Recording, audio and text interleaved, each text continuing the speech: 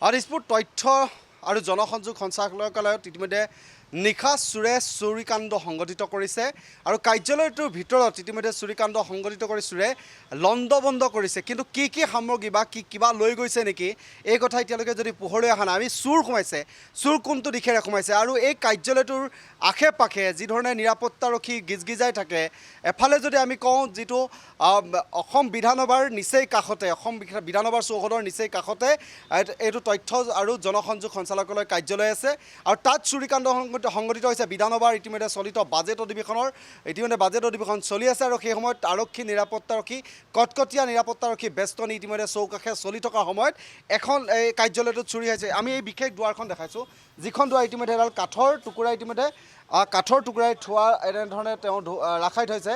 এইখন বিশেষ দৰ্জাৰে চুৰিকাণ্ড সংঘটিত হৈছে, চোৰ সোমাইছে আৰু চুৰিকাণ্ড সংঘটিত কৰিছে।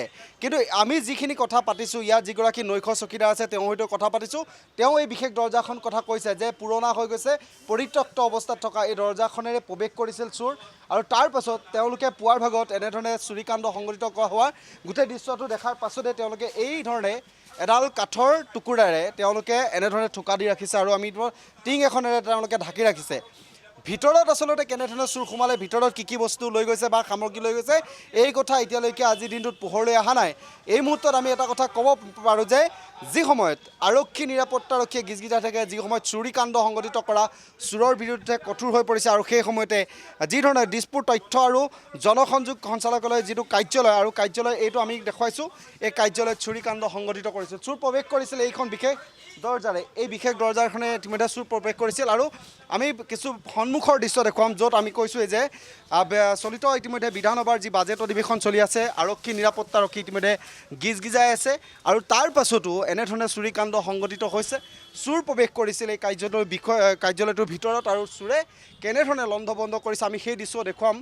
কিছু যিহেতু মোৰ লগত ভিডিঅ' জাৰ্নেলিষ্ট অঞ্জন আছে, অঞ্জনে সামগ্ৰিক ভিতৰৰ কিছু দৃশ্য আমি দেখুৱাৰ চেষ্টা কৰিম, কেনেধৰণে প্ৰৱেশ কৰিছিল সেই বিশেষ দৰ্জাখনেৰে আৰু তাৰ পাছত সেই দৰ্জাখনেৰে প্ৰৱেশ কৰি ভিতৰত এনেধৰণে লণ্ডভণ্ড কৰিছে আৰু চুৰিকাণ্ড সংঘটিত কৰিছে। আমি কৈছোঁ যি সময়ত চোৰৰ বিৰুদ্ধে কঠোৰ হৈ পৰিছিল মহানগৰ আৰক্ষী বুলি কোৱা হয়, মহানগৰ আৰক্ষীয়ে চুৰিকাণ্ড সংঘটিত কৰা বহু চোৰক ইতিমধ্যে তেওঁলোকে কঠোৰ ব্যৱস্থা গ্ৰহণ কৰা ইতিমধ্যে তেওঁলোকে দৃষ্টান্ত আছে। কিন্তু এই মুহূৰ্তত যি চুৰিকাণ্ড সংঘটিত হৈছে দিছপুৰ যিটো তথ্য আৰু জনসংযোগ সঞ্চালকালয়ৰ কাৰ্যালয়ত ইতিমধ্যে চুৰিকাণ্ড সংঘটিত হৈছে। আমি দৃশ্য দেখুৱাইছোঁ, এয়া মোৰ লগত সতীৰ্থ ভিডিঅ' জাৰ্নেলিষ্ট অঞ্জন আছে, অঞ্জনে দেখুৱাইছে সামগ্ৰিক ভিতৰৰ দৃশ্য কেনেধৰণে লণ্ডভণ্ড কৰি থৈ গৈছে আৰু মই বাহিৰৰ দৃশ্য দেখুৱাবলৈ চেষ্টা কৰিম। যিহেতু কৈছোঁৱে যে বিধানসভাৰ চলিত যি বাজেট অধিৱেশন চলি আছে আৰু বাজেট অধিৱেশনৰ সময়ত কটকটীয়া নিৰাপত্তাৰক্ষী আছে, ইতিমধ্যে আৰক্ষী নিৰাপত্তাৰক্ষীয়ে গিজগিজাই আছে। মই এটা কেম্প দেখাবলৈ অনুৰোধ কৰিম, যদি ইয়াৰ পৰা সম্ভৱ হয় আমি কেম্পটো দেখুৱাম, য'ত আৰক্ষী এতিয়া দিনত বহিয়ে আছে। ইতিমধ্যে চলিত বাজেট অধিৱেশনক লৈ এই পথটোত আচলতে আৰক্ষী নিৰাপত্তাৰক্ষীয়ে গিজগিজাই আছে আৰু দিছপুৰৰ চৌহদত ইতিমধ্যে কৈছোঁ মন্ত্ৰী বিধায়কৰ আৱাসগৃহ আছে, মুখ্যমন্ত্ৰীৰ আৱাসগৃহ আছে। তাৰ পাছতো আচলতে এই কাৰ্যালয়টোত আচলতে চুৰিকাণ্ড সংঘটিত হোৱাৰ কাণ্ডই কিন্তু ইতিমধ্যে চৰম লজ্জানতত পেলাব ইতিমধ্যে আৰক্ষীক, কিয়নো মহানগৰ আৰক্ষীয়ে যিধৰণে স্মাৰ্ট আৰক্ষীৰ কথা কৈ থাকে, তেওঁলোকে যিধৰণে কয় যে আৰক্ষী নিৰাপত্তাৰক্ষী আচলতে কেনেধৰণে তেওঁলোকে কটকটীয়া নিৰাপত্তা গঢ়ি তুলিবলৈ চেষ্টা কৰিছে, তাৰপিছত এনেধৰণে এটা কাৰ্যালয়ৰ ভিতৰত ইতিমধ্যে যি চুৰিকাণ্ড সংঘটিত হৈছে। পুৱাৰ ভাগত যেতিয়া খবৰটো আহিছিল যে কাৰ্যালয়ত চোৰ সোমাইছে আৰু চোৰে গোটেই ভিতৰখন লণ্ডভণ্ড কৰে, কিন্তু তেওঁলোকে জনোৱা মতে কিন্তু কোনো সামগ্ৰী নিয়া নাই বুলি কৈছে।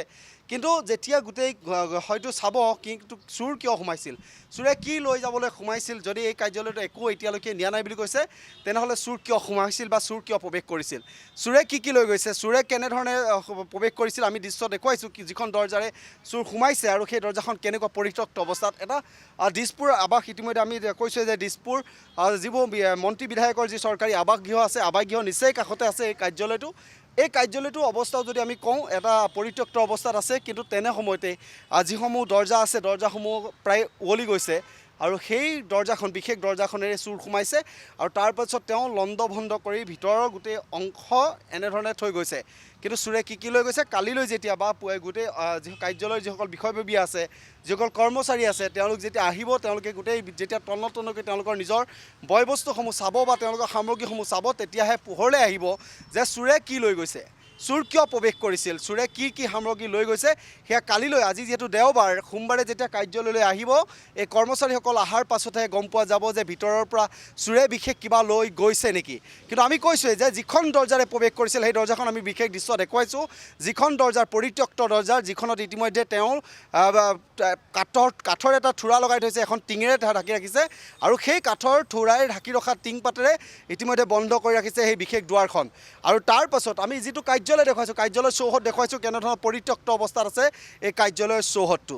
আৰু এনেধৰণে চোৰ প্ৰৱেশ কৰিছিল আৰু চোৰে এনেধৰণে লণ্ডভণ্ড কৰিলে তথ্য আৰু জনসংযোগ সঞ্চালকালয়ৰ এই বিশেষ কাৰ্যালয়টো। যিকোনো খবৰৰ বাবে যোগাযোগ কৰক 7099017330 লগতে 7099017110 নম্বৰত।